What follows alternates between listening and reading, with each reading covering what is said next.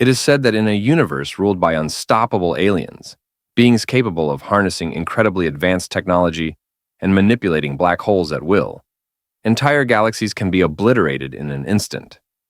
Amid this chaos, an orphaned child embarks on a dangerous journey to find his mother. The story becomes even more intriguing when a group of armed individuals enters a building and begins scanning the surrounding area. One of them notices movement. Immediately, they all raise their guns, switching on their flashlights. Their beams reveal a small child covered in countless scars. He tries desperately to run, but they quickly capture him with a net. Sometime later, the child opens his eyes to find himself lying on a bed. Bright sunlight floods the room, nearly blinding him. The place is a children's shelter. As he slowly attempts to sit up, everything feels unfamiliar. The smooth floor, the clean clothes, and the meals that arrive on schedule. The child spends most of his time on a hill, avoiding others. One day, a group of children finds him alone and tries to invite him to play. Instead, he crouches down like a wild animal, screaming loudly and scaring them away. Just then, a butterfly flutters near his head, and he becomes captivated, playing with it. A red-haired woman observes him through a window. She turns to a nearby girl and asks if the boy is unable to speak. The girl shakes her head, explaining that he simply hasn't learned how yet. She adds that the rescue team suspects he was raised by animals. When she jokingly calls him Mowgli, the other girl looks puzzled. The red-haired woman laughs, remarking that young people today might not recognize the reference, and that's understandable. She explains that it's from a story that existed before the boy arrived. Suddenly, a bell rings from the roof of a house, and all the children gather around a young girl. The boy, known as RMC, watches curiously as she begins distributing letters to the children. Suddenly, he hears a voice. A little red-haired girl explains to him that it's a letter sent by a sponsor, someone who sometimes sends gifts. She asks if he has a sponsor, but he doesn't respond. Undeterred, she grabs his hand and drags him along. Later, they bury him in the soil as they argue about whether adults are good or bad. Half are kind and half are not. While they eat together, the girl talks about how one child received a massive toy from a sponsor and wouldn't stop bragging about it. She mentions that Lily's sponsor even bought her clothes. As they study, she tells him that Joe actually spoke with his sponsor once, which she finds disgusting. After a moment, she declares that she doesn't need a sponsor because her mom promised to come back for her. That night, as they hide under a table, she confides in him. She says that after she sleeps for just 100 nights, her mom will return, and 100 nights will pass in the blink of an eye. Then, her voice softens. She hopes her mom comes soon. As he listens to her hopes and fears, he gazes at the night sky. The stars seem to blink rapidly as if time is slipping away. One day, someone shows them an alien toy, claiming it came from the farthest reaches of space. A teacher gathers the children and tells them how they all became friends. However, a bespectacled boy interrupts, saying that's not true. Another child asks why the teacher would lie. The boy smirks, explaining that adults say things like that because they think kids are too young to understand the truth. To prove his point, he pulls out a large book and places it in front of them. Curious, another child asks where he got it. He admits that he took it from the principal's office. Flipping through the pages, he begins reading aloud, revealing that long ago, aliens arrived on Earth. Humans fought back using a super powerful weapon called HAEK, but the aliens ate it. In the end, the humans had no choice but to surrender. One of the children frowned and asked why the aliens would eat a weapon. The kid with glasses shrugged and said simply, "They were just hungry." The bell in the tower rang once more, and all the kids gathered around a young girl who was distributing letters. She called out the name Mory, our protagonist, and handed him a letter that had just arrived for him. As he held the letter in his hands, he examined it closely. The young girl told him that he had a sponsor now and asked if he wasn't happy. Suddenly, the clang of a bucket hitting the ground caught his attention. Mory turned to look and noticed the little red-haired girl standing there, her eyes welling with tears. After that, she sat crying under a table. When Mory approached, she told him to go away, so he started pacing around the room. Suddenly, she heard a cracking sound and turned to see what it was. A broken cookie lay on the floor, and Mory stood nearby, looking nervous. She asked if these were the only things he treasured, then sadly picked up the cookie. Hiding her face, she admitted that, in reality, 100 nights had already passed, but her mom still thought she couldn't count to 100. Tears streamed down her face as she murmured that she was all alone now. Suddenly, Mory leaned against her back. Confused, she turned around but soon broke into a quiet smile. She pulled out the cookie and asked if she could really eat it, making Mory uneasy. Then, she waved the cookie in the air in front of the drooling Mory, and they both burst into laughter, playing under the table. That was when she realized he was illiterate. Taking the letter from him, she noticed that it only said, "Hello there." Confused, she turned it upside down, checking for more. Just then, Mory noticed something falling. It was a stunning, radiant blue crystallized flower. He was astonished to see such a thing. Later that night, he held the same flower in his hands, while the other children around him slept. Bringing it close to his nose, he inhaled its scent, mesmerized by its fragrance. Soon after, he drifted into a peaceful sleep. The tower bell rang once more, and a girl excitedly called out to Mory, showing him a new letter. Meanwhile, the red-haired woman handed him several gifts, commenting on how lucky Mory was. When his friends arrived, they were astonished to find Mory seated amidst a towering pile of presents. The red-haired girl started reading his letter, but it was written in basic words and still had untidy handwriting. Meanwhile, his other friends eagerly inspected his gifts. Among them was a talking doll and a set of colored crayons. They wondered who this person was and why they were being so generous. Perhaps they were incredibly wealthy? Or maybe they had some hidden motive. The vibrant crayons gleamed brightly, drawing Mory's attention even more. Just as he was about to eat one, they quickly stopped him. When the red-haired girl showed him how to use it, realization hit him like a lightning bolt. And just like that, time went by. The weather was warm, so the children decided to help with the laundry.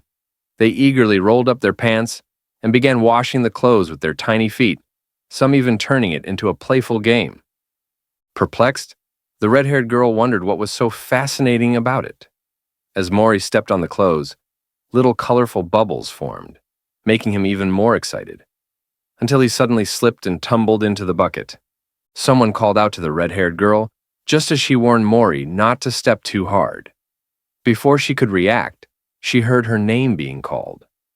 Turning around in confusion, she saw a woman rushing toward her, calling out, "Radina!" Overcome with joy, she dashed forward, accidentally toppling the bucket in the process. As she reached the woman, she threw her arms around her, crying out, "Mom!" As Radina embraced her mother in front of the other orphaned children, Mory stood there, completely stunned, watching the scene unfold before him. The next day, Radina's eyes were swollen from crying. She told Mory to take care and cautioned him not to eat too fast, or he'd end up with indigestion. Then, she handed him her shoes and a small bag, gently telling him not to walk around barefoot anymore. Suddenly, she began crying again, looking even more endearing, and quickly wrapped her arms around him. Through her tears, she told him he absolutely had to be happy. Mory smiled and held her just as tightly in return. After some time had passed, Radina stood with her mother, bidding farewell to the other orphaned kids. Among them, Mory silently watched everything unfold. Then, without a word, he returned to his usual spot on the hill. Even though the absence of a friend left a big hole in his heart, he didn't feel lonely, because the letters and gifts someone had sent were still by his side. The cloak was as soft and comforting as warm sunlight.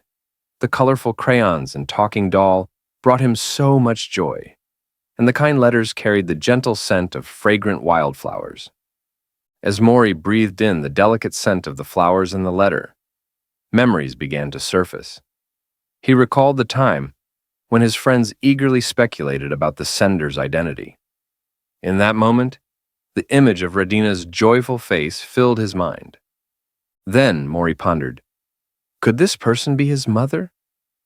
Mory gathered his belongings and placed them in the bag his friend had given him.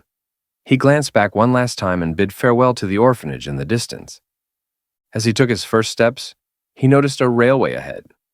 Following the tracks, he set off on an unknown path to find his mother. A herd of cows was resting nearby when one wandered over to a pile of dried grass. It licked Mory with its long tongue, waking him up. He wiped his hair with his tiny hands. He was on a train, staring out of the door, unaware that the train he had boarded without hesitation was already carrying him on a long journey to reunite with his mother. Mory stepped onto the ground, bidding farewell to the halted train. He gazed ahead for a while before venturing alone into the vast desert. There was nothing but endless sand and a few scattered rocks, trembling from a distant rumble. Puzzled, Mory turned around. In the far distance, a cloud of dust rose as figures approached. They were humanoid aliens speeding toward him on bikes, armed with guns. A wave of fear washed over him as he tried to flee, but they swiftly surrounded him from all sides. From a cliff above, a figure with red skin, white hair, and a black jacket watched as the aliens encircled Mory. The aliens questioned whether he was truly human, noting the way Mory had crouched like an animal. They debated whether this was really a human and why it was so small. One of them wondered if they could still sell it, which made Mory even more uneasy. Another alien suggested taking a small bite. As he moved closer to Mory, he remarked that it was so small nobody would even notice. One leg wouldn't make a difference. Meanwhile, someone was approaching from behind. Suddenly, another alien slammed the first one to the ground, demanding to know who had given him permission to touch it as he pleased. The alien quickly apologized, addressing him as boss. The boss glanced at Mory and scoffed, saying something this size wouldn't even reach the liver. But then he hesitated, as if realizing something. Suddenly, one of the aliens' heads burst into pieces. They all froze in fear, realizing it was a bullet. Someone was approaching from the distance. An alien with multiple eyes and two horns rode toward them on a sleek, intimidating-looking bike equipped with 2 machine guns. The boss called him Ryder and directed his goons not to panic, assuring them it was just one opponent. They opened fire on him, but Ryder accelerated his bike, effortlessly dodging every shot. The alien boss grew angrier and charged forward, preparing his right hand to strike. Ryder pushed his speed to the limit, and a massive explosion erupted. As the dust settled, there was nothing under the alien boss's hand, leaving him stunned. Ryder burst from the dust above the boss's head, his gun charging with green energy. He fired a powerful plasma beam, causing the ground to crack into pieces. Mory shielded his eyes from the dust. Ryder slid his bike to a sharp stop. To his left, a colossal crater scarred the ground. He got into an argument with someone, then turned back to look, his gaze landing on a frightened Mory standing there. Ryder stared down at him with his multiple eyes, wondering what this was now, while an enraged Mory glared back at him. Ryder called out to Annie. A small AI emerged from his back, scanned Mory, and informed Ryder that he was a human infant. Suddenly, Ryder smiled. "Little one," he called him, making Mory even more confused. He assures Mory not to worry now that he is here, and introduces him to his friend, Annie, whom he created. He confidently tells Mory that this Ryder will take him home, making the naive boy believe him. Ordering Mory to follow, he smiles, while contemplating his next move. He muses that eating humans isn't illegal, but socially it's considered taboo. He assumes this one isn't worth eating anyway. Tender, perhaps, but with too little meat. They'd barely get 300 for it. Still, it's not bad money. He wonders if they should sell it alive to the caves, as some eccentric folks might want it as a toy. Then he notes that despite its scruffiness, its clothes look surprisingly fine and considers putting it up for auction. Just then, Ryder's eyes fall on the symbol engraved on the backside of Mory's cloak. Calling him Little One, he asks him to wait while he checks something. But the moment he sees the symbol, he freezes in shock. A moment later, he bursts into laughter and mutters that it's already too late. Turning back to Mory, he apologizes, saying he was just too occupied. Then, hopping onto his bike, he remarks that Mory can find his way back on his own and speeds away. Looking back, he sees no one there. Thinking about that symbol, he assumes he nearly ruined his life just now. Annie calls it chickening out, and the furious Ryder snaps at her to shut up. When he complains that it left his throat dry, Someone hands him a water bottle. He thanks them absent-mindedly, but just as he's about to drink, he suddenly stops. A realization dawns on him, leaving him completely bewildered. Looking down, he sees that the person handing him the bottle is none other than Mory. Ryder starts yelling at him and tries to force him off the bike, but just then, a small rock rolls into their path, almost as if introducing itself, and they are sent flying. Sometime later, as Ryder regains consciousness, he clutches his head in pain. He notices something wrapped around his body and picks them up, realizing they are letters. Suddenly, Mory appears before him, his eyes wide open, terrifying Ryder to the point of death. Annie exclaims that he's finally awake and explains that they were worried his body temperature might drop. So the person beside him covered him with some items and started a fire. Ryder, still shaken, expresses his gratitude to both of them.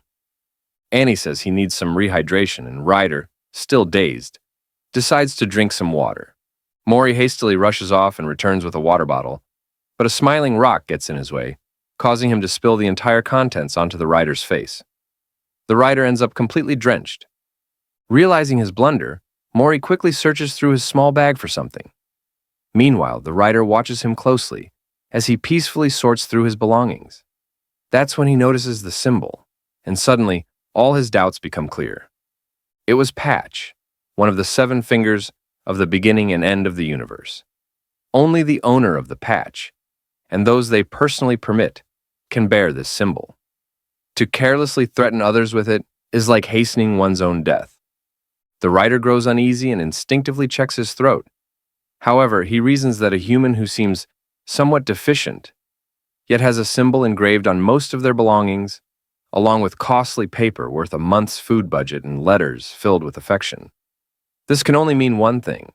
If they safely deliver this child, they can surely claim a reward. Annie mentions that her battery's running low. The Ryder advises Mory to get some rest. As his bike starts to dematerialize, he surveys the desert, memorizing the path to the city. While walking, a lizard observes them, and the Ryder remarks that someone like him, a lifesaver, is rare to find in this world. Sometime later, the lizard finds its partner, while the Ryder boasts that he is the only one who truly knows the area. Meanwhile, the lizard's family mourns its passing, and yet, Mory and the Ryder are still wandering through the desert. The Ryder speaks to Mory, but soon notices that he's preoccupied with something in the distance. Frustrated, he calls out, demanding to know how Mory dares not pay attention while he's talking. But Mory is in the middle of eating a strange insect. The Ryder is struck speechless by shock and hurriedly tries to make Mory spit it out. When he finally succeeds, he exhales in relief. Just as he's about to scold Mory again, the boy looks away. The Ryder firmly grabs his face and turns it toward him. He explains, if the legs have a bluish tint like this, they might be poisonous. If the roots are swollen and round or turn blue when threatened, they are definitely poisonous. The Ryder asks if he understands, and Mory nods. Thinking there shouldn't be any more trouble now, the Ryder turns away, only to be startled by the sight of Mory removing a tube from his bike. His frustration boils over as he yells at Mory again, this time for touching a dangerous cactus-like plant. Later, Mory ends up stuck in a swamp. After washing him up, the Ryder scolds him once more. Eventually, he collapses onto the ground, completely drained, reflecting on his life choices. Lying there, he glances at Mory, who's drawing something. Slowly, the Ryder crawls toward him to see what he's working on. Mory mumbles something and holds up his drawing, but the Ryder doesn't understand what he's saying. However, he notices a box with Mory written on it and wonders if that's his name. He points at a drawn figure wearing a black jacket and asks what the black thing is. Mory points at his face. The Ryder is shocked. He tries to confirm again. Taking a closer look at the drawing, he stares at it for a long time. It was the first time anyone had drawn him. Annie teases him, saying he seems to be in a good mood. The flustered Ryder fiercely denies it. Glancing at the drawing, Annie assumes that the flat, round figure must be her, and remarks, while the observation skills are decent, the descriptive ability is lacking. I'd give it 50 points. The Ryder grins and suggests that Mory should draw him in a more impressive way. And just like that, the night passes. The next morning, as the sun rises, The rider stands on a cliff, checking their location. He estimates that once they cross the next hill, they will reach their destination. However, his irritation flares when he sees Mory suddenly run off without listening. He warns that if Mory doesn't hurry up, he'll leave him behind. However, he suddenly grows confused upon spotting Mory with an unfamiliar creature and wonders if it is a wild beast. Just then, the ground trembles, and another of its kind emerges to protect the smaller creature. It places a blazing palm on Mory's shoulder, intense flames radiating across its body, deepening Ryder's concern. Ryder immediately aims his gun at the creature, shouting at it. As he fires a shot, the larger one swiftly moves to shield the smaller one, while Ryder rushes toward Mory. When he finally reaches him, despair overtakes him at the sight of the flickering flames. Fear grips him. Mory will be reduced to ashes, leaving no trace behind. But at that moment, Mory's cloak billows, and before Ryder and Annie's stunned eyes, it extinguishes the flames one by one, like an enchanted veil. Beneath the cloak lies a black void, and as the fire disappears, Mory collapses. They stand there in shock, horrified by its power. Worried, Ryder kneels beside Mory, carefully checking him over, only to nearly stumble in shock. Angrily, he glances back, points his gun at the creature, and starts shouting. The creature moves to protect the smaller one and argues back, but Ryder can't understand him. Frustrated, he demands to know if the creature is just pretending to be the victim. The creature grows nervous when Ryder asks if his child is the only one here, and yells that Mory nearly became barbecue. As they argue, something silently approaches them. The ground begins to tremble again, and Annie urgently warns Ryder that something is coming from below. Suddenly, a massive earthworm-like alien emerges, towering over Ryder and Mory as it circles them. Ryder realizes it's an adult. His first thought is that he must send Mory back. Annie warns him that the creature is closing in. But then, to Ryder's surprise, the large creature gently bonks the smaller one that had been arguing with him. Then, both creatures bow their heads in apology. Ryder is utterly baffled by this. He shouts that he won't let them off so easily. Then, to his further confusion, the small creature moves closer to Mory and offers him a shiny stone, mesmerizing him. Mory eagerly rummages through his bag and pulls out a feather in exchange. The small creature's eyes light up, and overjoyed, they begin playfully circling around a bewildered Ryder. After that, the creatures depart on the back of the large one, and the small yellow creature happily looks back at Mory. Ryder, too, glances at Mory, who is tightly clutching his cloak. He tells Mory that he survived because of it. He explains that it's a magical item with excellent protection and likely has temperature-regulating abilities as well. Ryder tells him to be grateful to whoever gave it to him. Joyfully, Mory begins circling around him again. After nightfall, they both sleep on the ground near a fire. As Ryder stares at the flames, his thoughts drift back to the moment with Mory. He calls out to Annie and orders him to display data on humans. A digital screen flickers to life before his eyes, and Annie informs him that this is all the information they have. Ryder frowns. The child must have a mother. Annie looks confused. Ryder sighs and explains, unlike us who divide, humans reproduce. Long ago, when the masters of Earth briefly left for space and then returned, numerous new life forms had emerged in their absence. Among them was a creature driven by immense greed and violent aggression. Humans. They convinced themselves that everything from a single blade of grass beneath their feet to other humans belonged to them.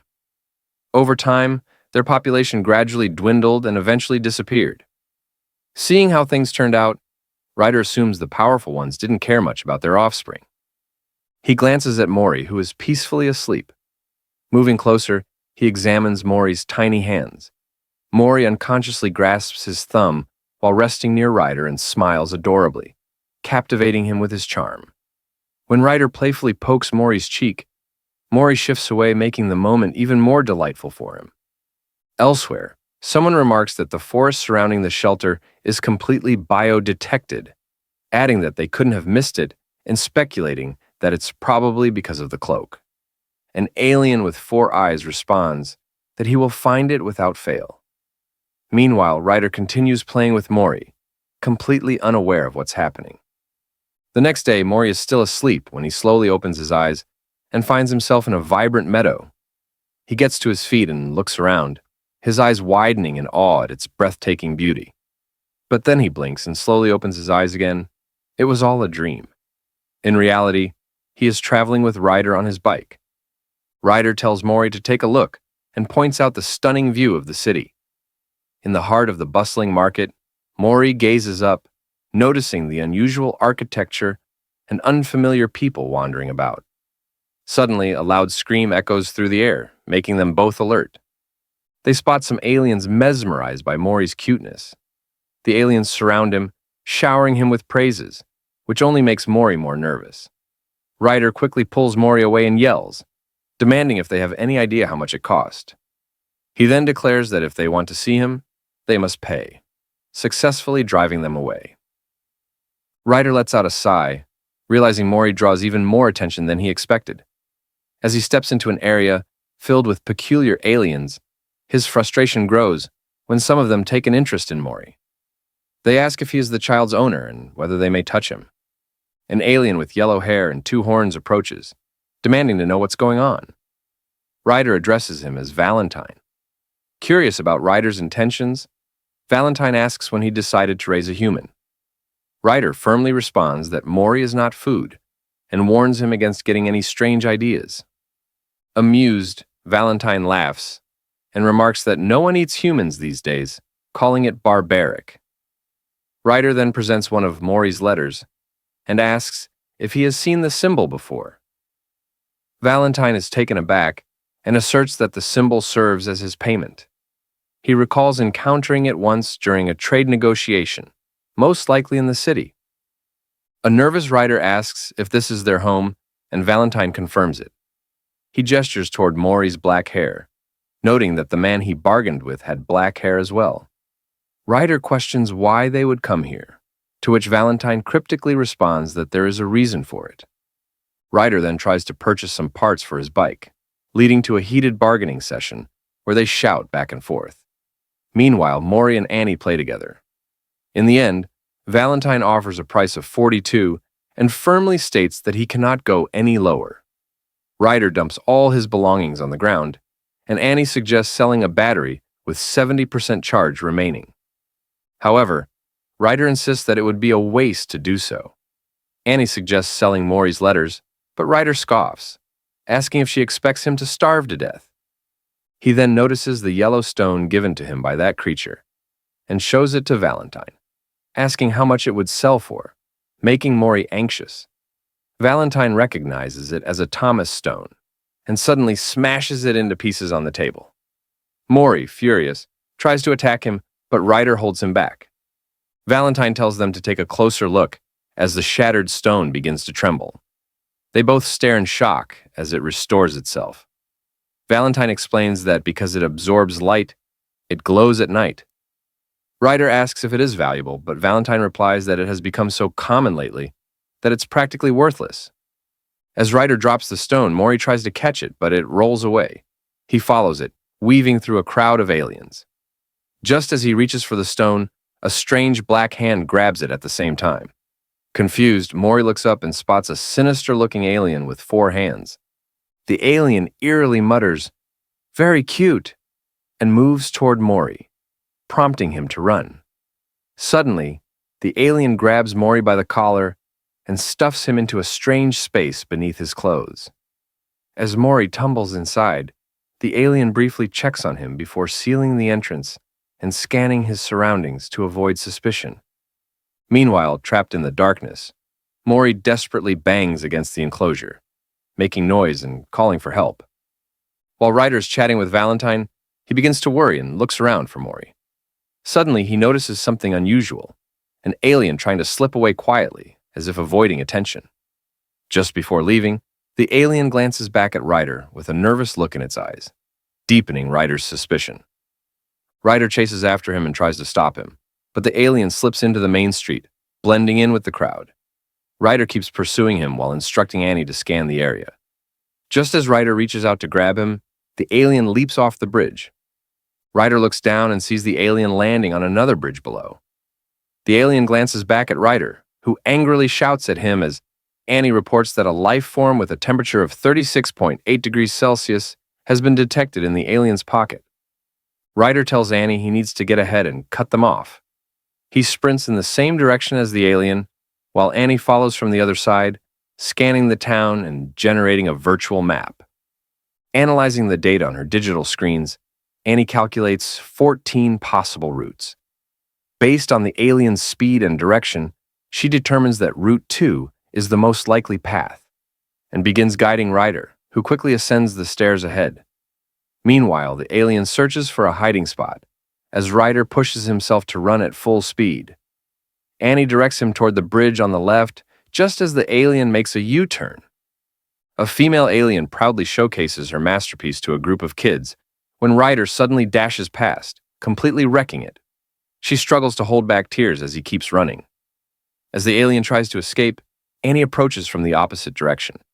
She instructs Ryder, who is plowing through everything in his path, to switch to Route 11. Meanwhile, Mory, trapped inside the alien's bag, struggles against the violent shaking, completely terrified. Annie alerts Ryder that they are nearing the predicted destination. The path ahead is blocked by yellow tape. Pushing through it, he finds himself at a dead end and anxiously asks Annie if she's serious. Annie quickly checks her map and urges Ryder to act immediately. He jumps down from the ledge, his white hair-like tail striking the rocks and sending a sharp pain through him. As the alien spots Ryder falling, he makes another U-turn, only to be caught off guard when Annie suddenly appears above him in her bike form, blocking his escape. Now, he is trapped between Annie and Ryder. Weakly, he asks Ryder who he is and why he's chasing him so aggressively. Ryder shouts for Mory, urging him to respond if he can hear him. Faint noises emerge from the alien's clothes. Annie scans the sound and confirms with 98% certainty that it's Mory. Ryder, furious, demands that the alien return his human. The bewildered alien asks what he's talking about. Ryder warns him not to play dumb, insisting that he has a tiny human in his pocket. The alien denies knowing anything, but then brazenly lies, claiming he has been raising Mory all along. He demands to know why Ryder is trying to take something he raised himself. Annie informs Ryder that Mory's fear level is rising, making him even angrier. Pointing his gun at the alien, Ryder shouts for him to stop talking nonsense and hand Mory over immediately. The alien flatly refuses, saying Mory is too cute and that he has decided to raise him. Then, recognizing Ryder, he describes him as a gullible outlaw with a forbidden creation, adding that he's quite notorious. He questions how someone as dangerous as Ryder could raise a human, claiming that he himself could provide greater love and care. He insists that Ryder is only keeping Mory because he cares for him, then challenges him by asking how they are any different. Ryder fires back that if he's so certain, he should let Mory decide whom he wants to be with. The alien scoffs, saying it doesn't matter. Without hesitation, Ryder begins reloading his gun and dematerializes Annie. The alien warns that firing a weapon in town will put him on the wanted list. Ryder replies ominously that it doesn't matter, while Mory desperately cries for help. Mory is terrified because there seems to be no way out of this cramped, dim space. But as he sits down, he suddenly hears a voice speaking to him from the darkness. It's the doll his mother gave him, reminding him not to forget to use the bathroom before bed. On the other side, the alien proposes taking the head while Ryder keeps the body. The energy level of his gun has reached 47%, enough to blow the head off. However, if that guy's pocket was muscle, it would contract forcefully upon impact, and Ryder is uncertain whether the cloak would also prevent the compression. An angry Ryder wonders if he could just get Mory out first. As the alien is speaking, he suddenly notices something and looks down. He sees human waste flowing from his body and is revolted by it. Letting out a loud scream, he watches in horror as Mory pees in his pocket. A grin spreads across Ryder's face as he notices Mory leaping out of the alien's pocket. The alien snarls, calling Mory filthy, his fury intensifying as he reaches out to seize him. However, a gunshot shatters his hand. He howls in agony and hurriedly scrambles to gather his scattered jewelry from the ground. Ryder points his gun at the alien's head and, in a menacing tone, firmly warns him to pay close attention. He makes it clear that if he dares to touch Mory with those filthy hands one more time, he will be forced to crawl like a snake. Ryder turns to check the source of the approaching voices, and when he looks back, the alien has vanished. Annie suspects the gunshot was likely too loud. Without wasting time, Ryder swiftly materializes his bike, adjusts Mory's pants, and races away. As Mory clings to him, Ryder exhales deeply before breaking into joyful laughter. He starts imitating the moment, mimicking how flustered the alien had been earlier. Annie remarks that it was a truly ingenious method. Ryder commends Mory, saying, "Well done." His little toy also praises him, saying it's proud of him, and Mory's mood shifts back to his usual cheerful self. He perches on Ryder's head, feeling majestic. Ryder asks Annie which direction they should take. Assessing the situation, she determines the fastest route, so they decide to head to the whale's cradle. Ryder angrily shouts at Mory not to climb any higher, and Annie urges both of them to stay still while he is driving. After some time, they begin climbing a mountain. When they reach the top, Mory is amazed by how beautiful the view is from there. They wander through forests and abandoned ruins, with Mory playing alongside Annie. At times, they camp outdoors, eating meat and avoiding dangerous creatures. One time, when Ryder switches on his torch, Mory suddenly beats him up. Annie records in her database that Mory fears bright spotlights. As they traveled, they left messages behind. Annie picked up a wooden board, and he and Mory drifted in the water while playing with Ryder. As they approached a dark cave, numerous glowing eyes stared at them from within. When the monsters emerged, Ryder grabbed Mory and bolted, while Annie took his left shoe. Sometime later, Mory sat with Annie, holding a crayon, and together they doodled on Ryder's sleeping face. After that, they rode a bike through breathtaking mountains and lush grasslands. Mory spotted a light in the distance and curiously gazed up at the sky. Giant whales soared above, leaving him even more astonished. Among them, he noticed a baby whale drifting down near the surface. Mory raised his hand, reaching out to touch it. Ryder, understanding his intent, lifted him into his arms. Enchanted, Mory gazed at the sky and raised his left hand again. As the baby whale floated above his head, it felt as if he were touching its fin, making the moment even more magical. They continued their journey like that. As Mory slept peacefully, he slowly opened his eyes and found himself cradled in a woman's gentle embrace as she comforted him with soft words.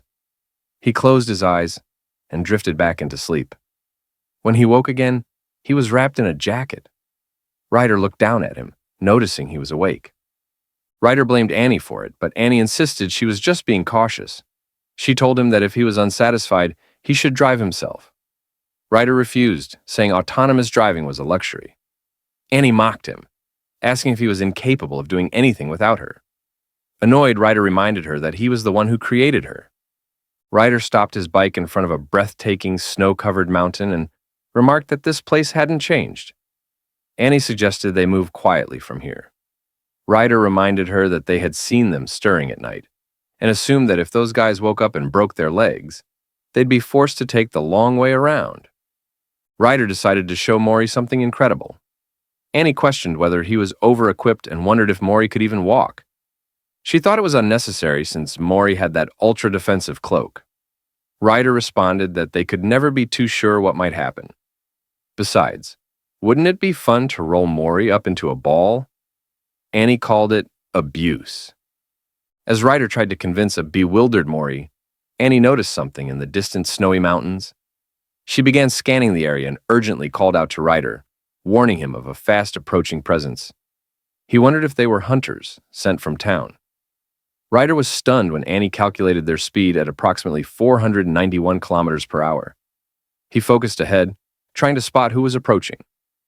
As he waits, a sudden overwhelming pressure emanates from the opposite direction. A bad feeling washes over him. He summons his bike, swiftly mounts it, and slams the accelerator. He pushes his speed to the limit. Annie assesses the closing distance and estimates 2 minutes and 45 seconds until his arrival. Then she recalculates. The remaining time is now 53 seconds. Mory curiously glances back as a figure emerges from the snowy mountains, rapidly approaching. Annie detects him and swiftly alerts Ryder, who brings his bike to a sliding stop and aims his gun forward, unleashing a powerful plasma beam. The energy of the shot vanishes, leaving Ryder bewildered. His shock deepens as he spots a black hole consuming the energy. Suddenly, a massive explosion occurs, and Ryder shields Mory's body from the shockwave. A figure emerges from the thick snow dust, stepping forward. It's the same alien who had been tasked with finding something. Ryder can't believe it. He's never heard of a hunter capable of manipulating black holes. He questions whether they would go so far as to hire someone like that, just because he fired a few shots in town. The alien halts at a distance but notices Mory in Ryder's arms and silently observes him. Ryder asks Annie about his chances of victory if he goes all out. She responds, 16%. Stunned, he presses for an explanation, and Annie clarifies that there's a 7% margin of error accounting for natural disasters. Ryder trusts Annie's probabilities to be highly accurate and concludes that the opponent is undoubtedly powerful. Determined to avoid a direct confrontation, he strategizes his next move. After a brief moment of thought, he points his gun forward and shouts, "It's now or never!" before firing a plasma beam at a nearby mountain. Pushing his bike to its limits, he commands Annie to release the limiter. A warning flashes on the bike's display, indicating the activation of overclock mode. As he accelerates further, Annie cautions him to watch out for fractures due to the impact. He charges his gun and fires another plasma beam, striking a snowy mountain directly. An avalanche begins cascading down. Ryder pushes his bike to maximum output, believing that if they can just reach the bridge, they might have a chance to escape. He speeds ahead as the avalanche rapidly closes in behind them, but manages to escape safely. Pushing even faster, he shouts at Mory to hold on tight. Mory's face is smothered by the rushing air, and Ryder grows disoriented upon realizing the bridge ahead is completely gone. At that moment, the alien closes the distance between them. Ryder whips out his gun and begins shooting plasma beams at the alien, but it easily blocks them with its black hole and continues chasing him. Ryder can't comprehend why the guy shows no intention of attacking, but he thinks that if they can just reach the bridge, they might escape. But in that instant, the alien is suddenly right in front of his face. Stunned, Ryder's eyes widened as the alien grabbed him by the throat, tightening its grip around his neck. Desperately, Ryder struggled, thrashing his legs. He pulled out his gun and fired at the alien, but the black hole rendered it ineffective. The alien seized Ryder's hand with its white tentacle and tightened its grip around his throat. Gritting his teeth in anger, Ryder watched as the alien turned to look at Mory. It began reaching toward Mory, but upon seeing his unwilling expression, the alien hesitated, surprised. As it gradually loosened its grip on Ryder's neck, Ryder quickly regained focus. With a sudden burst of energy, he leaped high into the air, executing a backflip midair before plunging off the cliff. As they fell, he asked Mory if he was familiar with this place. The alien rushed toward them, but before it could reach them, a massive whale emerged, Ryder clinging to one of its fins. Retrieving his bike, Ryder noticed the alien did nothing but watch Mory closely. Mory looked down at it as the whales began to depart. Later, Ryder slowly woke up in front of Annie and Mory. He asked if he had passed out, and Annie explained that he had likely been short of breath due to the sudden change in altitude. Concerned, Ryder asked about Mory's condition, to which Annie reassured him that Mory was fine. She commended Ryder for his strategy of awakening the sleeping whales. As he scanned his surroundings, he realized they were now in the city. First, Ryder set Mory down, and they both watched as the whales drifted away. Ryder then decided to head for the entrance. Annie cautioned him, unsure whether the warrant had reached the city yet, and suggested he disguise himself. As his horns began to dissolve, they curved downward, and his hair cascaded over his face. Shrugging off his jacket, he called out to Mory. Mory turned back in bewilderment, leaving Ryder equally perplexed. Suddenly, Mory began squirming and frantically searching for Ryder. Lifting Mory, who was anxiously trying to break free, Ryder tried to reassure him that it was him. Annie assumed Mory didn't recognize Ryder due to his changed hairstyle. Frustrated, Ryder asked what he was supposed to do now. An idea struck Annie. She sat on Mory's head, wrapping him in his cloak, while Mory sat on Ryder's head, draped in his jacket. They started walking while arguing with each other, finding the situation uncomfortable. Suddenly, they stopped as someone greeted them before the entrance of the city. It was a bot, asking how it could assist them. Annie told it they were here to meet the patch. The bot asked them to show the insignia. Mory began searching for something. He took out his bag and accidentally slammed it into Ryder's face. Meanwhile, Annie showed the bot the letter. In response, the bot presented them with a magical list from the owner, displaying the names of all members who could use the patch's insignia. It then asked which one they were searching for. Ryder, now worried, realized he hadn't considered that the members might be scattered in different places. Annie hesitated, unsure of whom to choose. Mory glanced up at the magic circle before rummaging through his little bag. He pulled out a crystallized blue flower and showed it to the bot, which scanned it and identified only one person associated with it. The bot conjured a black door before them, but they failed to understand what it was and assumed it to be some kind of portal. They circled around it, hesitantly reaching out to touch it. The bot reassured them not to worry, explaining that no matter which direction they walked, they would reach their destination.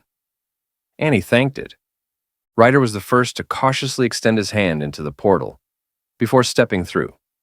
They walked for a while inside and eventually emerged onto a lush green grassland. Both were awestruck as they gazed at a magnificent mansion nestled amidst the greenery. Ryder asked what was up with that house, and Annie assumed it belonged to someone with a unique taste. Mory, however, imagined it resembling his previous orphanage, which brightened his mood. He eagerly approached it, with Ryder slowly following behind. As they stood before the front gate, Ryder reminded them that they had been warned. Someone could die if they entered the city without an invitation. Urging both of them to stay close, he searched for a button he was supposed to press. Mory suddenly heard a voice and moved closer to the front gate. Spotting someone near the window, he watched closely. When he saw a woman with long black hair, he became excited, but she quickly disappeared from sight. Without hesitation, Mory squeezed his tiny body through the gate bars and ran toward the house, ignoring Ryder's angry shouts behind him. Reaching the house, Mory began climbing through the window, while Ryder continued to warn him about the danger. Ryder nervously tries to press the doorbell, but there is nothing to open the door. Meanwhile, Mory lands inside the house and finds himself in a long hallway. He notices an open door making a noise and quickly moves forward, eager to see his mom. Stepping into the room, he spots someone from behind, only to realize it's a penguin-like alien. Confused, the alien asks who he is and how he got in. Mory grows even more nervous. While they are caught up in a discussion about how they weren't expecting any guests and whether they should investigate, Mory hesitantly tries to slip away. Suddenly, the scent of blue crystallized flowers catches his nose, and he starts looking around for it. The alien attempts to stop him, but he quickly dashes away. Noticing another open door at the other end of the corridor, he rushes toward it and reaches out to open it, only to bump into someone carrying the same fragrance of blue crystallized flowers. He quickly looks up and finds countless eyes staring down at him, eerie wings covering the person's face. Mory becomes speechless. He recalls the moment when Radina met her mom, then glances back at the alien. She extends her hand, and Mory remembers his dreams of meeting his own mother. As she reaches out to touch his head, he suddenly bursts into tears, his face adorably expressive. When Ryder arrives, calling out to him, Mory cries even louder, troubling both the alien and Ryder. After some time passes and things settle down, Mory sits quietly under the bed, facing a corner. Ryder urges him to come out, while Annie gently tries to lure him with the promise of snacks. The other aliens watch as they try to coax Mory out. Eventually, Ryder steps out of the room. The alien with wings on her head asks how it went. Ryder responds that it isn't working and assumes Mory just needs some time alone. She remarks that he seems really upset. Ryder admits it's the first time he's ever seen him cry like that. She then assumes she wasn't as skilled as she believed, which surprises him. She introduces herself as Miria, Mory's sponsor and the proprietor of Pay. As night falls, stars become visible through the window, Ryder sleeps peacefully, while Mory slowly emerges from under the bed, his eyes swollen from excessive crying.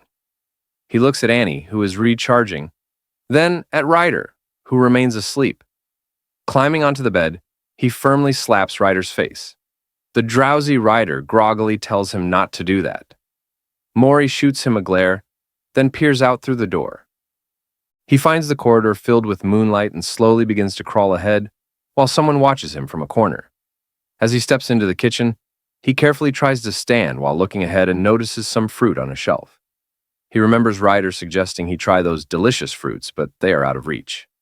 Climbing a bit higher, he finally grabs one, filling him with joy. Just then he hears a slurping sound and turns around. He notices Miria watching him from the doorway. In reality, she had been lighting candles, lost in sad thoughts. She had heard sniffing sounds and turned around, spotting Mory in the corridor. From that moment, she began observing him. However, as soon as Mory noticed her, he became completely startled and started frantically bouncing around the kitchen. This paralyzed her with fear, and she quickly fled. After some time, Mory finally settled down and swiftly found a hiding spot, while Miria remained concealed behind the wall. Suddenly, her gaze landed on some fruit. She observed them for a moment before picking one up. Then, she peeked into the kitchen and spotted Mory crouched behind the table. Realizing he was trying to reach the fruit, an idea sparked in her mind. She gently placed a fruit on the floor, letting it slowly roll until it stopped in front of Mory, who reacted with alarm. After a while, he calmed down, but the fruit remained untouched. Then, a tiny hand emerged from under the table, which Miria quickly noticed as Mory began eating it. Another fruit rolled to a stop in front of Mory. Wasting no time, he snatched it and quickly hid behind the table, which filled Miria with excitement. She kept repeating this for a while until Mory was completely satisfied. As the next day dawns, Mory wakes up to the sound of the maids and becomes alert. He quickly flees, but almost collides with Ryder, who halts him with his tail. Mory looks up to see who it is. Ryder asks where he's rushing off to, while Annie notices something on his face and tells him to wash up. Suddenly, Mory clings to his leg, and Ryder quickly scoops him up, exclaiming, "What's gotten into you this early in the morning?" Annie smirks, remarking that while his words may protest, his actions tell the truth. He calls out to Mory and recalls what happened yesterday. Miria mentions that she isn't sure since Mory's language differs from that of humans, and she informs Ryder that Mory had left the shelter. She only tracked him toward his home and had no idea he would come this way. She admits she doesn't know how to convey his gratitude. She places a box in front of the anxious Ryder and urges him to open it. As he hesitantly starts, he is stunned by what he finds inside. A stunning, radiant crystal, which is actually a star fragment. Ryder estimates it must be worth around 60,000. He becomes overjoyed, realizing he is wealthy now. Letting out a nervous laugh, he then hears Miria express her gratitude for his hard work and her decision to send her assistant to escort him out. But when Ryder thinks of Mory, his smile completely fades. He begins reminiscing about every cherished moment spent with him, from his playful antics to his adorable sleeping expression. Suddenly, he mutters that he isn't ready yet, leaving Miria completely baffled. A nervous Ryder urges her to consider how much Mory cares about him. He can't just leave him behind. He explains that if he suddenly disappears, Mory will be devastated, and besides, he isn't exactly free to go either. He tries to assure her that he can stay by Mory's side until he adjusts. Miria asks if he can truly do that for them. While Ryder is deeply engaged in the conversation, someone approaches them. When he turns back, he's horrified to see a four-eyed alien standing behind him. Miria introduces him as her assistant, Yahello. She asks for forgiveness for her earlier rudeness, explaining that she initially mistook Ryder for a kidnapper, trying to exploit Mory. Ryder responds that it's fine. The scene shifts back to the present, where Annie asks, "Is that so?" Ryder covers Mory's ears and tells Annie to stay quiet, saying that Mory wouldn't understand difficult words anyway. She questions why he's covering Mory's ears if that's the case. He suggests that Mory explore the area with Annie while he discusses things with the others. Annie agrees that it's a good idea, and Mory leaves. Miria welcomes everyone and invites them to sit wherever they feel comfortable. Once most have gathered, she begins explaining the situation. They still hadn't been able to contact Shalom. Curious, Ryder interrupted to ask who Shalom was. The others laughed, teasing him, saying that everyone knew the judge. Their reaction annoyed Ryder, but before he could say anything, Miria continued. She explained that the judge was the master of earth and the ruler of life. His 2 arms wielded the omnipotence of weight, while his 3 legs commanded the authority of balance. Along with her, Patch, and 7 others, they had been granted the power to open black holes for him. Shalom was one of those 7. Miria then added that the black hole Jiel had used was actually a fragment of her own power, something she had lent him. She went on to explain that Shalom's domain stretched from the mountain range to the river of Redan.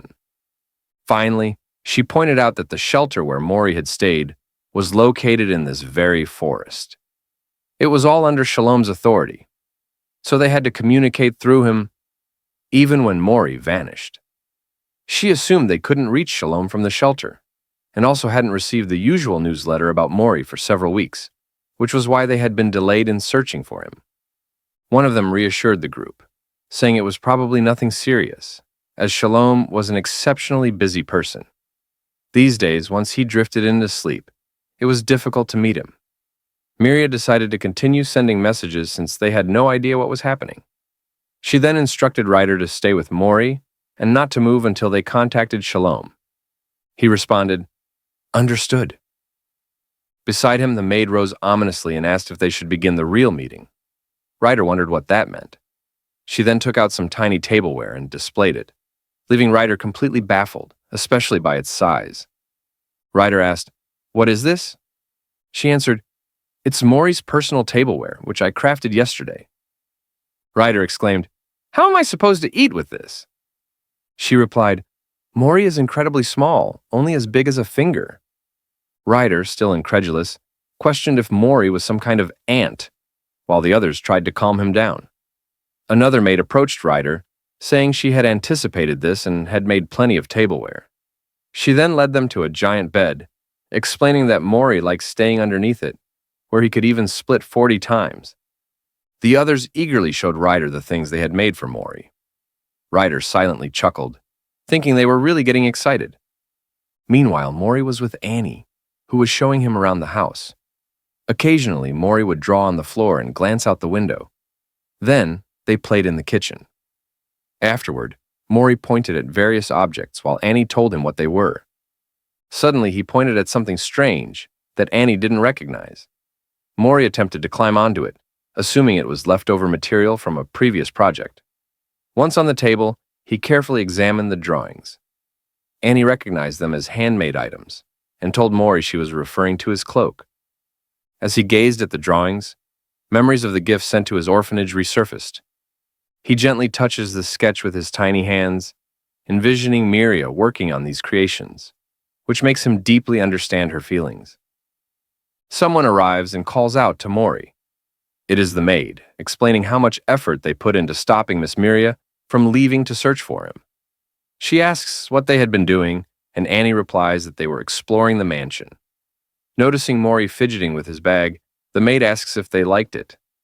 Annie then says she doesn't understand how a building like this suddenly appeared in the city.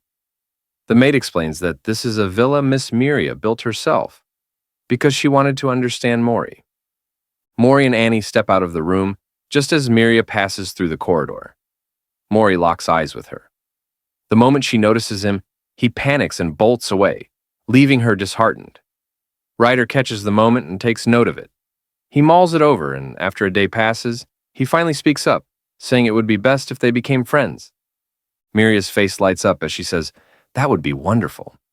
Intrigued, Annie turns to Ryder and asks if he has any ideas on how to make that happen. Suddenly, a spark ignites in Ryder's mind, and they set Operation Befriend Mory into motion. The first strategy is snacks, with Miria offering her homemade cookies to Mory. But the plan flops miserably since anyone could do that. Meanwhile, as they snack on cookies, Ryder and Annie suddenly realize they have completely overlooked something. The second step is to spark Mory's interest by showcasing his favorite things. Ryder studies the situation intently and says, "Perfect.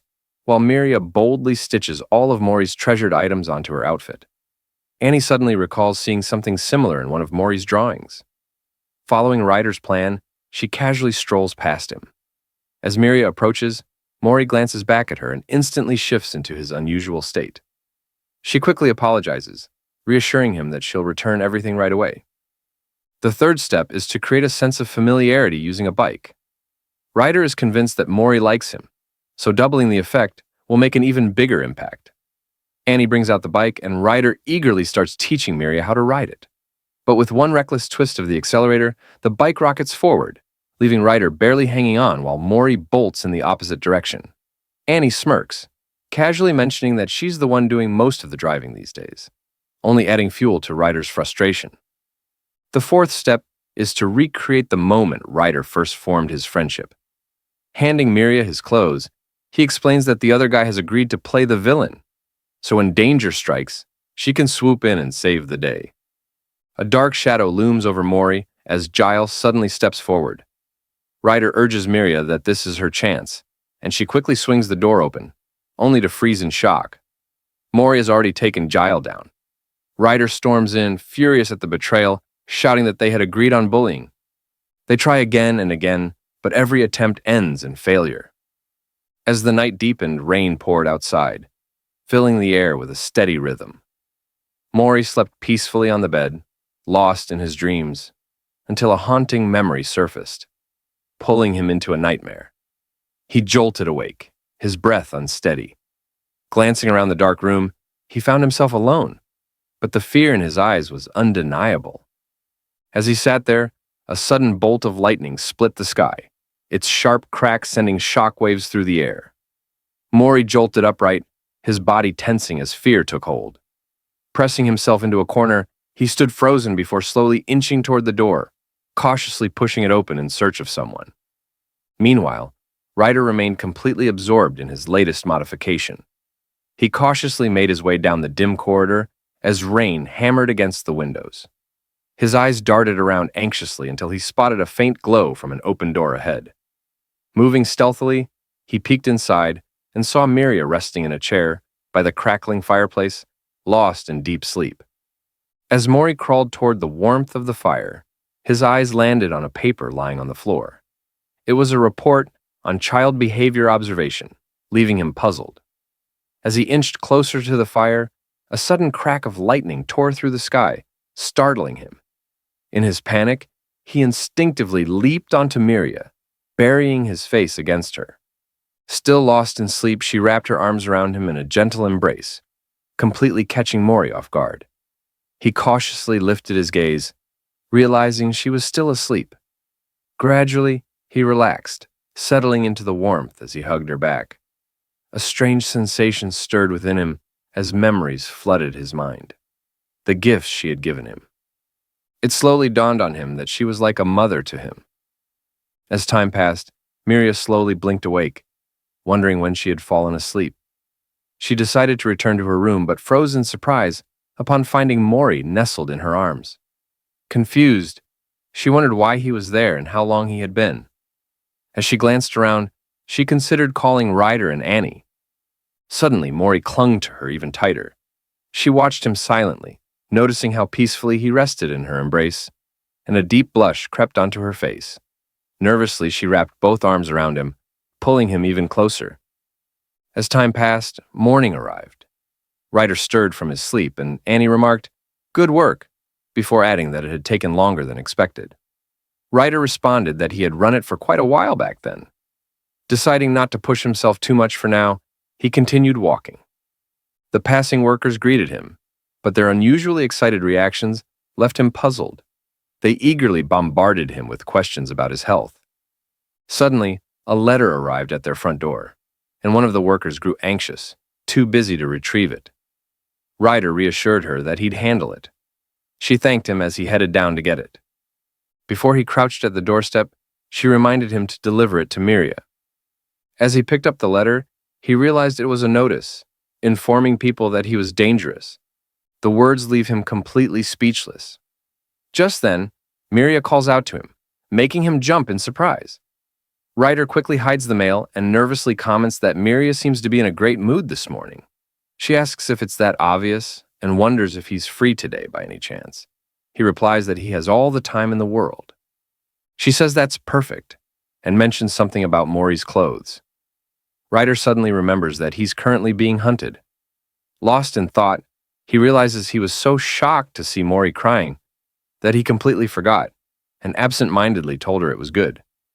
She then asks if they should start getting ready to head out, leaving Ryder utterly baffled. He hesitantly asks where.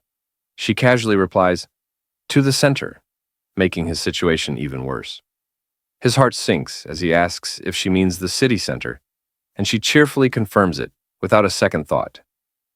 Ryder's stomach drops. He's in deep trouble. After that, some aliens usher them into a peculiar white room that feels both strange and unfamiliar. Wearing a mask, Ryder questions where they have arrived. Miria explains that this is a place where clothes are commonly tailored. The shop owner mentions that designs can first be previewed virtually and tried on, so modifications can be made instantly. Since the shop specializes in fully custom-made clothing, clients are required to visit in person, as it's a core part of the shop's unique philosophy. Miria adds that human clothes are difficult to find, so it's wiser to rely on professionals rather than attempting to make them independently. The shop owner says they've heard plenty about Mory. Ryder glares at Miria, and she expected it, acknowledging that the shop's staff are quite imposing, but assuring him they were prepared for this. Then, they reveal the countermeasures obtained from Miria, effortlessly drawing his interest. Ryder warns that following along so easily is dangerous, sending a chill through Miria as she rushes to Mory. Ryder recalls when he was utterly shaken. He had never imagined a dedicated portal could stretch all the way here. He thinks that the rich really are different, and that it was fortunate they didn't encounter anyone on the way. However, he also recalls asking Annie to locate the cameras. She begins scanning the area and reports that precise scanning is difficult due to security measures. However, she notes that there is one object with a lens behind Ryder, 2 in front, and security personnel within 5 meters outside the door. He wonders what he should do. Should he stay quiet for now and return to the mansion? Or should he quickly pack up and leave this place? As they lower the curtains, they unveil Mory dressed in a bear costume holding a honeycomb. Ryder excitedly exclaims that it's adorable, but Annie questions why he's getting so worked up. She also asks Miria why she's crying. Miria quickly adjusts the outfit on the panel before her and selects another, a jester costume with 2 wings on his head. A sharp cry escapes from Miria, and she quickly covers her mouth, insisting it's amazing. However, Annie simply remarks that it merely seems that way. Then, Ryder takes the digital screen from Miria and tries on a dress for Mory. He transforms into a heavy metal rock star with a 4-wheeled bike, its handlebar made of a skull. Ryder excitedly exclaims, "This is it!" But Anise quickly dismisses their approach, saying it makes no sense. Determined to do it himself, she steps forward, and Mory's attire shifts into a Sunil-like form, while advanced technology seamlessly integrates with his body. She excitedly exclaims that it's perfect. The store owner, intrigued by the transformation, decides to give it a try himself. In a breathtaking moment, he morphs into a flowing dress with 2 wings sprouting from his head, while Miria holds him steady in awe. They change Ryder's shirt while holding Mory, who's dressed in a tuxedo with a cookie near his mouth. Suddenly, a thought crosses Ryder's mind. The wanted poster isn't his fault. And though firing a gun in town is illegal, it happened because Mory was kidnapped. He wonders if they'll truly understand. He calls out to Miria, saying he has something to share, but hesitates midway, recalling the eerie alien's words, "How could someone as dangerous as you raise a human?" rendering him completely speechless. He also remembers when Miria mentioned that their guides would escort him on his way out, which only deepens his concern. Glancing at Miria and Mory, he asks if the letter written for Mory really means lovely circle, because he's been wondering about its meaning for a while now. Miria rummages through her clothes and pulls out a picture, showing it to Ryder. It depicts a grassland with something barely discernible in the distance. Miria explains that, as usual, she was handling documents when she came across a letter from Shalom. It resembled a flyer being handed out in the city, so she was about to disregard it. But then, She chose to play it instead. Suddenly, she found herself in a vast, vibrant grassland and realized it was a video all along. In the distance, a lone house caught her eye. Beyond it, a hill rose where someone sat hidden among the tall grass, barely visible. Curiosity gripped her as she strained to see more clearly. Standing there was little Mory, gazing back at her. She was spellbound, exclaiming, "It's too round," and wondering, how can something be that round? As the video neared its end, she received the picture and concluded the story, but a radiant smile glowed on her lips. She tells Ryder they recorded from afar because Mory was afraid of the camera. Apparently, he was watching an ant. She adds that before she even realized it, she had already completed the sponsorship process and was picking out a gift for Mory. She asks if it seems a bit dull. Ryder disagrees, saying it's a solid start, then silently mutters, "Unlike someone else." While Annie was selecting the best materials for Mory, a worker behind them struggled with his task and accidentally dropped the digital screen, causing the lights to shut off. She quickly apologizes and decides to turn it back on immediately. Mory fidgeted with his tiny hands, but when the light suddenly flickered on above his head, he froze in fear, staring up at the glowing, round-shaped lamp as a wave of past trauma that crashed over him. Mory rashly ran toward the door, while Ryder and Miria were suddenly shocked to see him rush outside. As Mory dashed out, he bumped into someone's leg, and due to the impact, he was sent flying. Nervously, he looked up to see what it was. It was an alien with no face, only a glowing light in place of one, and legs resembling those of a horse, poised to crush him. Seeing this, Ryder rushed toward Mory, shouting his name in worry. However, Annie quickly reminded him that if he went outside now, the surveillance cameras would catch him. Realizing this, Ryder hesitated, but his emotions took over, and his body moved on its own out of concern for Mory. At that moment, he noticed the camera slowly turning toward him. Just then, Miria swiftly stepped in to cover him, shocking Ryder. Raising his palm, Miria cast something resembling a black hole with a faint floral scent. Mory, noticing the scent, instinctively followed it and slid toward Miria and Ryder. The two of them rushed toward him, emotions running high, asking if he was okay and if he was hurt. Annie analyzed him and noted that his pulse was elevated, while Miria observed that he seemed to be sweating. Looking up at them, Mory's eyes welled with tears, and he grabbed them for comfort. That night, as darkness fell, Mory drifted into sleep, clutching a drawing with an email letter on top of it. Watching him sleep, Miria turned to Ryder and said that it didn't seem to be just because of the light. Ryder agreed, noting that the light from a gun was much brighter, yet they had never reacted like this before. He recalled that even when he had accidentally burned down all the trees, a false scenario he made up, Mory had been fine despite the incredible brightness. Hearing Ryder's story, Annie cursed in her mind, while Miria listened carefully. Miria then explained that the reason their mansion used more flames than electric lights was because records indicated that when Mory's friend was with them, they had only used oil lamps and candles. Annie then suggested it was because of lightning, mentioning a record of them reacting sensitively to spotlights before. Ryder agreed, recalling that when they were in a cave, Mory had seemed a bit scared when he used a flashlight. Only now did Ryder realize that whenever the light suddenly got bright, Mory would react. Store lights, for example, had a circular beam. Upon hearing the mention of circular light, Miria seemed lost in thought, deep in contemplation. After that night in Miria's room, she seemed to be getting a book, placing it on her table as if she were busy with something. After that, she went to find Ryder and said something to him, while Annie and Mory were playing. The three of them seemed to be planning something for Mory, working on something in the back, while Mory was busy coloring a book. Then night fell once again. A maid appeared to be giving them a signal, while another maid carried Mory, laughing and chatting with him. It was then revealed that they had planned to show Mory something like a movie theater. Mory and the others sat down, though he seemed confused. On the stage, Annie stood holding a book, with a background full of plants and flowers, giving the scene a forest-like atmosphere.